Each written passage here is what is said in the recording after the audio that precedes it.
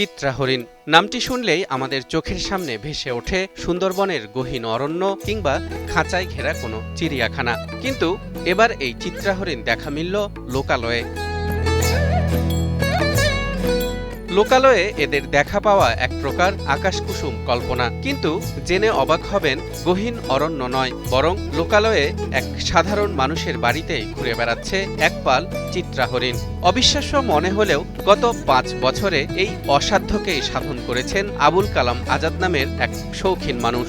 আমাদের যে বরিশালে যেসব চিড়িয়াখানাগুলো রয়েছে সেগুলো আমরা যাই আমাদের পরিবার নিয়ে, কিন্তু আমরা আকাঙ্ক্ষা নিয়ে যাই যে অনেক কিছু দেখব, কিন্তু এই যে বন্য প্রাণীগুলো আছে এগুলো আমরা এই সব চিড়িয়াখানায় দেখতে পাই না। গল্পটা শুরু হয়েছিল ২০২০ সালে। মাত্র ৬টি হরিণ শাবক নিয়ে শখের বশে এক ছোট্ট খামার গড়ে তোলেন শৌখিন এক ব্যবসায়ী। লক্ষ্য ছিল একটাই, প্রকৃতির এই মায়াবী প্রাণীদের নিজের কাছে রাখা। সময়ের আবর্তে সেই ৬টি হরিণ এখন বেড়ে দাঁড়িয়েছে ২৭টিতে। অদ্ভুত বিষয় হলো, যেখানে অনেকে বন্য প্রাণী পালেন ব্যবসার উদ্দেশ্যে, সেখানে এই উদ্যোক্তার কাছে এটি শুধুই এক প্রশান্তির জায়গা। চন্দ্রবিন্দু আবুল কালাম আজাদ শখের বয়সে ৪টি হরিণ থেকে শুরু করে এখন বর্তমানে ২৭টি হরিণ তার খামারে আছে। বন্যপ্রাণী পালনের এই বিরল দৃশ্য দেখতে হলে যেতে হবে দক্ষিণাঞ্চলে, বরিশাল জেলার বাকেরগঞ্জ উপজেলার কবাই ইউনিয়নের শিয়ালঘুনি গ্রামে।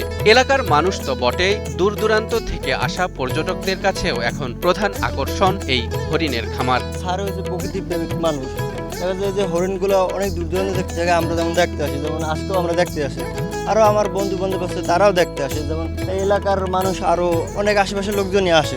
তবে হরিণ পোষা মোটেও সহজ কাজ নয়। বিশেষ নিরাপত্তা ব্যবস্থায় থাকা এই খামারে হরিণদের দেখাশোনার জন্য রয়েছেন ২ জন সার্বক্ষণিক পরিচর্যাকারী। তাদের ভালোবাসা আর মায়াতেই বেড়ে উঠছে এই চঞ্চল প্রাণীরা। হরিণদের খাবারের জন্য খামারের পাশেই চাষ করা হয় বিশেষ ঘাস এবং বিভিন্ন প্রকার ডালপালা।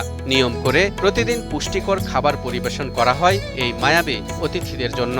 আমরা এই হরিণ দেখাশোনা করি, তারপরে খাবার বিভিন্ন প্রকারের ঘাস, ডাল, ডাবলি, তারপর হচ্ছে যে আমরা সবজি, এইসব আমলকি এগুলো দিয়ে থাকি। এগুলো আমরা দেখাশোনা করি। এগুলো সবকিছুই চলছে সরকারি নিয়ম নীতি মেনে। বন বিভাগ এবং পরিবেশ অধিদপ্তরের ছাড়পত্র নিয়েই চলছে এই শখ পূরণ। প্রতি ৩ মাস পর পর বন বিভাগের কর্মকর্তারা খামারটি পরিদর্শন করেন। এমনকি কোনো নতুন শাবকের জন্ম হলে ১৫ দিনের মধ্যেই জানাতে হয় কর্তৃপক্ষকে। নিয়মের এই কড়াকড়ি হরিণগুলোকে রেখেছে নিরাপদ ও সুস্থ।